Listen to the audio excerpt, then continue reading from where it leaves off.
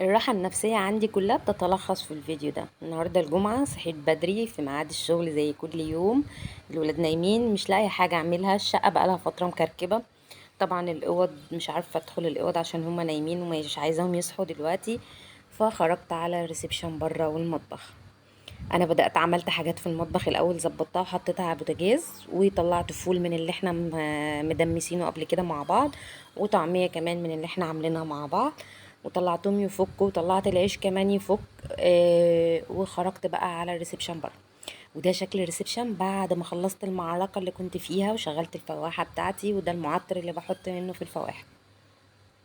النهاردة الجمعة. روتين بسيط كده وسريع وسهل. اليوم الجمعة روتين يوم الأجازة. والصحيان بدري برضو. ليه مش عارف. فتعالوا يلا نشوف عملنا ايه مع بعض بعد ما قبل ما ننضف الشقة. زي ما قلت لكم، هنا طلعت كيس من الفول وكيس عجينة كده، حطيتهم في طبق علشان يفكوا، علشان للفطار بقى على الولاد ما يصحوا. طيب كان عندي بقى كمان قشطة اللي هي وش اللبن. طبعا انا مجمعاها بقى لي فترة بجمع فيها، ده لسه شايلاه النهاردة اللي في الطبق ده من على اللبن. ودي لي العلبة اللي مجمعة في الفريزر. هبدأ اخد القشطة دي هسيحها واعمل منها زبدة. تعالوا نشوف مع بعض عملناها ازاي. جبت حلة على النار، شطفتها كده وحطيتها تنشف، ولعت عليها. نزلت بقى اول ما الحله بتاعتي نشفت خالص من الميه، نزلت بالقشطه بتاعتي كلها زي ما انتم شايفين كده، هي بدات تسيح خلاص. اول ما تبدا تغلي اول غلوه ههدي عليها النار خالص. بصوا يعني شمعه. ده المقطع اللي المفروض قبل اللي فات دوت يعني، وانا بحط الزبده في الاول. القشطه. الطماطم بقى اليومين دول غاليه قوي، وكان عندي صلصه في الفريزر. تعرفين انا بحب افرز الطماطم واشيلها صلصه جاهزه كده في الفريزر. امبارح وانا راجعه من الشغل او وانا رايحه الشغل الصبح، لقيت حد بيبيع طماطم مستويه، كان الكيلو ب5 جنيه. فجبت شويه كده، جبت حوالي 5 كيلو. تقريبا 5 كيلو.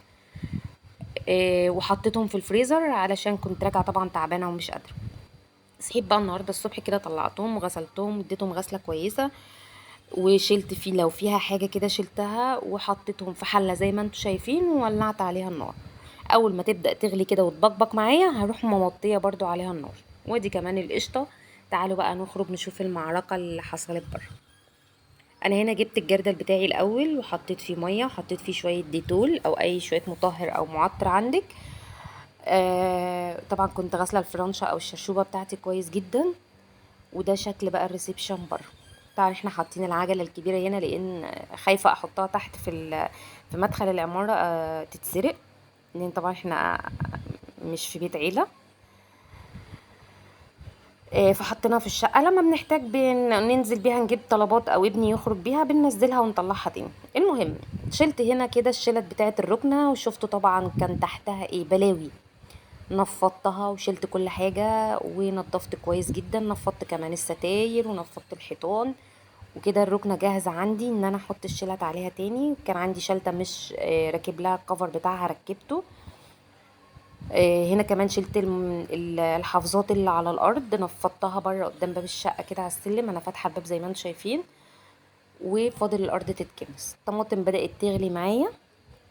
هبدأ اهدي عليها النار واسيبها بقى ايه تغلي براحتها، يعني مش هتبقى النار هاديه قوي ومش عاليه قوي. انا كنت كل ما اعمل حاجه بره كده ادخل ابص على الطماطم وعلى الزبده عشان ما تتحرقش مني، مع اني مهديه الزبده على الزبده خالص. هنا الطماطم بقى خلاص كانت بدأت تتسبك شويه، والزبده خلاص قربت تستوي زي ما انتم شايفين. بصوا، طبعا احنا هنفضل مهدين عليها النار لحد ما الاقي كل الحاجات اللي على الوش دي نزلت في الحله من تحت كده، وبقت الزبده صافيه من على الوش. وكان كنست الارض، فرشت كده الركنه زي ما انتم شايفين، نضفتها ومسحت الترابيزه وحطيت المفرش تاني. طبعا هنخلص وهدخل على البلكونه لان البلكونه برضو متبهدله قوي عشان التراب والطريق. وهنا بقى كنت خلاص مسحت ونضفت والارض كانت نشفت. مسحت كمان قدام باب الشقة زي ما انتوا شايفين كده، ومسحت كام درجة من السلم اللي نازلين على تحت لاني كنت نضفت السجادة على السلم. نفضته جامد فعشان ما اسيبش حاجة متبهدلة ورايا. بصوا زي ما انتوا شايفين، ده السلم كده. انا مسحت لحد البسطة العريضة دي، طبعا انا نضفت قدام باب الشقه لان مفيش عندي جيران، انا لوحدي في الدور. ف النظافه ليا بقى انا والولاد. وهنا السجاد اللي نضفته نفضته، خدت بقى الموكيتات كده او الحافظات بتاعتي ودخلت على الصاله فرشتها تاني. بصوا يعني الشكل ده بالنسبه لي حاجه كده مريحه للاعصاب. هطفي النور بقى وههدي النار والقران شغال. وكمان شغلت الفواحه زي ما قلت لكم في اول الفيديو، حطيت فيها ميه وشويه من المعطر وشغلتها. عامله برضو ريحه حلوه جدا وجو حلو قوي للريسبشن بره. كل دوت والولاد نايمين. والله كانت الساعه يعني انا خلصت كده كانت الساعه تقريبا 10، يعني انا كنت صاحيه 7 7:30 على ما عملت شاي بلبن نسكافيه. واخدت حته من الكيك اللي انا عملته قبل كده، كيك الشوكولاته. وايه تاني، واتوضيت وصليت وبدأت بقى المعركة. قلت لحد الولاد ما يصحوا اكون خلصت شوية حاجات من اللي ورايا علشان نعمل الفطار ونفطر مع بعض. هدخل بقى كمان على البلكونة، شلت البطانية اللي على الارض كده وهفتح الستارة وهنضفها. هنفض البطانية وهكنس الارض كويس وهبدأ المعها هي كمان، وكده يبقى خلاص البلكونة عندي كمان زي الفل. هنا بقى خلصت وفرشت البلكونة زي ما انتم شايفين كده. الحته دي بس في مدخل الباب عشان الولاد على طول بيقعدوا هنا يلعبوا او حاجه، فانا حاطه لهم حاجه يقعدوا عليها. الجزء دوت علشان فيه المنشر، فالمكان اللي فيه ضيق مش بنستعمله كتير. هنا ديات مشايات الحمام كمان كنت غسلتها وحطيتها كده تنشف، عصرتها في الغساله. كده انا خلصت الريسبشن كله وخلصت المطبخ والطرقه، وما كانش باقي غير اوض الولاد. لما يصحوا بقى هبدا انضف الاوض. هقفل بقى الستاير كده شويه، نضلم شويه. شغلت كمان قرآن، يعني الصب عندي كان شغال قرآن طول اليوم مش بيفصل خالص.